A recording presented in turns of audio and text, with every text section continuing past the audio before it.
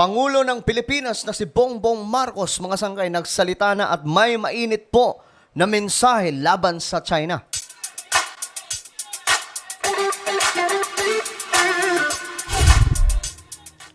Magandang oras po sa lahat ng mga nanonood ngayon, mga kababayan natin, pero shoutout po sa lahat ng mga solid sangkay na lagi pong nag-aantabay sa bawat video na ina-upload natin.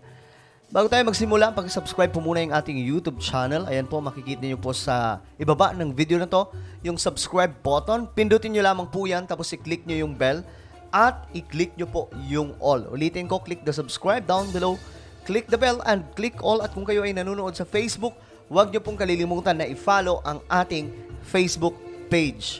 So, eto nga mga sangkay, meron pong matinding pahayag ang ating presidente na si BBM, no? Kaugnay po sa nangyari sa West Philippine Sea. 'Di ba? Nakaraan mga sangkay, meron pong ginawa ang China. Painit po ito ng painit eh.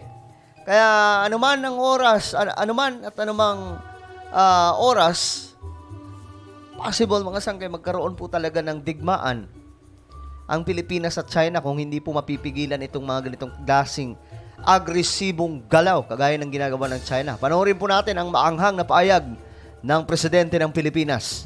Binigyang diin ni Pangulong Ferdinand Bongbong Marcos Jr. ang pagiging matatag ng bansa sa harap ng mga agresibong aksyon ng China laban sa mga sasakyang pandagat ng Pilipinas sa West Philippine Sea noong linggo. Sa pahayag ng Pangulo sa kanyang official X account na dating Twitter, sinabi nito na ang panggugulo at provokasyon na isinagawa ng China Coast Guard at kanilang Chinese Maritime Militia laban sa ating mga sasakyang pandagat at personnel noong weekend ay lalo pa umunong nagpapatibay sa determinasyon ng bansa na ipagtanggol at protektahan ang kasarinlan, sovereign rights at jurisdiksyon ng ating bansa sa pinag-aagawang teritoryo. So yan po, mas lalo pong pinagdiinan ng ating presidente na sa kabila po ng mga agresibong galaw at mga provocations nitong China, mas lalo pong nagiging matatag ngayon ang Pilipinas at hindi po papayag na gaganituhin lamang po tayo ng China. Painit po ito ng painit, mga sangkay. Kaya standby lamang po tayo, mga sangkay. At nakakalungkot mang sabihin, pero sa nakikita po natin, pwede po talagang humantong ito sa isang mas malalang situation, kagaya po ng digmaan. Diba? Iyan po yung wag sana mangyari. Ginamitan ng water cannon at binangga ng mga barko ng China, mga barko ng Philippine Coast Guard na nasa isang pangkaraniwang misyon patungong BRP Sierra Madre sa Ayungin Shoal. Sa gitna ng pangyayari, sinabi ni Marcos na siya ay nasa patuloy na pakikipag-ugnayan sa pambansang seguridad at liderato sa depensa at ipinag-utos din sa mga uniformadong tauhan na isakatuparan ang kanilang misyon na isinaalang-alang ang kaligtasan at patuloy na itaguyod ang kanilang layunin. Ayon sa Pangulo, ang iligal na presensya sa ating karagatan at mapanganib na mga aksyon laban sa ating mamamayan ay isang malinaw at hayagang paglabag sa pandaigdigang batas at sa alintuning nakabatay sa mga patakaran ng pandaigdigang lipunan. Sa huli, nagtapos ang kanyang mensahe sa pagsaludo, taos-pusong pasasalamat at suporta sa sandatahang lakas ng Pilipinas. Hindi nagpatinag ang ating presidente sa ginagawa po ngayon ng China, which is yun naman po talaga ang tama. Hindi po pwedeng makita ng China na ang kahinaan po natin ay ito. Hindi po pwedeng makita ng China na nangihina po ang Pilipinas sa gitna po ng pambubuli nila, mga sangkay. Hindi po maganda tingnan na kung, halimbawa, hindi si BBM yung presidente, tapos biglang maglulupay-pay lamang po yung presidente, medyo pangit tingnan, no? So, kinakailangan makita ng China na kahit po magkaibigan ang Pilipinas at China, pero hindi po tayo magpapatinag. Kailangan makita sa Pangulo ng Pilipinas na ganun. At hindi ko alam ano ba ang susunod na mangyayari after niyan? Kasi nagle-level up eh. Diba, makikita nyo yan mga sangkay. Noon, paharang-harang lang. Noon, pabuntot-buntot lang. Ngayon, may pambubomba na. Ngayon, may pinapalibutan na yung mga barko ng Pilipinas. So, ito mga sangkay, mga taga-ibang bansa, no? Ito, mga nagsalita. Kinukundi na po itong China. Ito lang naman po ang good news ngayon, no? Kung mayroon po tayong good news, sige. Ito yon. Dahil sa ginawa po ng China, nakita po ng buong mundo yung kalokohan ng China. Ngayon, nakikita ng buong mundo na itong China wala talaga sa ayos. Panoorin po natin. Nagpahayag ng matinding pagkabahala si European Union Ambassador to the Philippines, Luc Veron, kaugnay ng mga huling aksyon ng China sa West Philippine Sea. Partikular na ang ginawang paggamit ng water cannon ng China Coast Guard o CCG sa Philippine supply vessels. Kawawa naman po. Oh. Tingnan nyo naman mga sangkay. Kaliit-liit. Pinomba ng water cannon nitong China, oh. Patubig-tubig lang yan ngayon. Ano ang susunod yan? May bala na ba? Rocket na ba yung ipapalipad ng China? Ang bihira naman. Sana hindi po mantong sa ganun. Hindi rin po pwedeng pahina-hina din ang Pilipinas sa ganyan. Kailangan makita ng China na hindi po tayo magpapatinag. Kagaya po ng ginagawa ng Vietnam.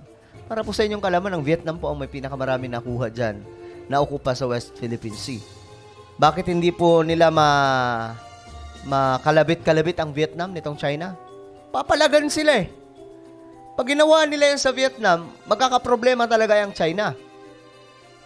Kahit nga, di ba, may alam naman po natin siguro, alam nyo naman siguro na sa kaisaysayan ng ating mundo, tanging Vietnam po ang hindi natalo ng Amerika. Gusto ba ng Amerika, gusto ba ng China na mangyari din sa kanila yon?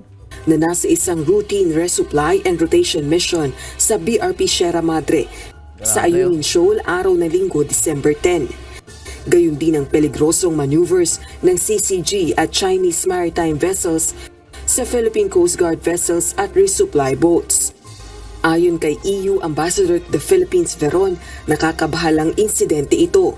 Dagdag pa nito ang 2016 United Nations Convention on the Law of the Sea o UNCLOS Tribunal Award, ang mahalagang framework para sa mapayapang pagresolba ng dispute at hindi ang water cannons at dangerous sea maneuvers.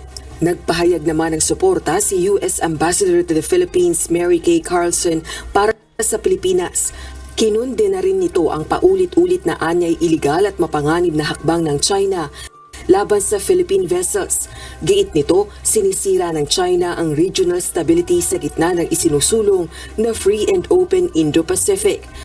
Nasa Exclusive Economic Zone o EEZ at Continental Shelf ng Pilipinas ang Ayungin Shoal sa ilalim ng UNCLOS. Samantala, nanawagan naman ng mapayapang pagresolba sa dispute at paggalang sa UNCLOS ang ilang bansa. Grabe, tingnan nyo to. Ito yung sinasabi ko mga sangkay na uminit na nga po, masyado na po matindi itong nangyayari. Kasi, tingnan nyo mga sangkay yung nangyayari, oh. Kulang na lang, magkakaputukan na po talaga yung mga yan. Tumitindi na po itong sigalot, banggaan ng Pilipinas at China. Kaugnay ng agresibong aksyon ng China sa civilian vessels ng Bureau of Fisheries and Aquatic Resources o BFAR. Nagsasagawa ang mga ito ng humanitarian at support mission para sa Filipino fishing vessels malapit sa Bajo de Masinloc sa West Philippine Sea nang gamitan din ng water cannons ng CCG ships. Tingnan nyo to, oh. Yun naman, ayon nga po sa report, mga sangkay, nayupi daw po yan. Dahil sa water cannon nitong China. Nagsagawa rin ng peligrosong maneuvers ang Chinese maritime militia vessels at gumamit ng long-range acoustic device laban sa BFAR vessels. Umapela ng paggalang sa rule of law ang mga embahada ng EU, Netherlands, Germany, Ireland at Australia sa Pilipinas. Rosa Licoz, UNTV. So, napakaraming no? Nagpahayag ng pagsuporta sa Pilipinas at kinukundina ang China. So, China lang din po yung sumisira talaga sa kanilang sariling imahe. Diba? So, ano po ang inyong komento tungkol po dito? Just comment down below. Now, guys, I invite you please subscribe my YouTube channel Sangkay Revelation, lalo po yung mga born-again Christians dyan. Subscribe nyo po ito. Hanapin nyo lamang po sa YouTube. Kapag nakita nyo na, i-click nyo po yung subscribe, i-click ang bell, at i-click nyo po yung all. Ako na po yung magpapaalam hanggang sa muli. This is me, Sangkay Janjan. Palagi nyo pong tatandaan that Jesus loves you. God bless everyone.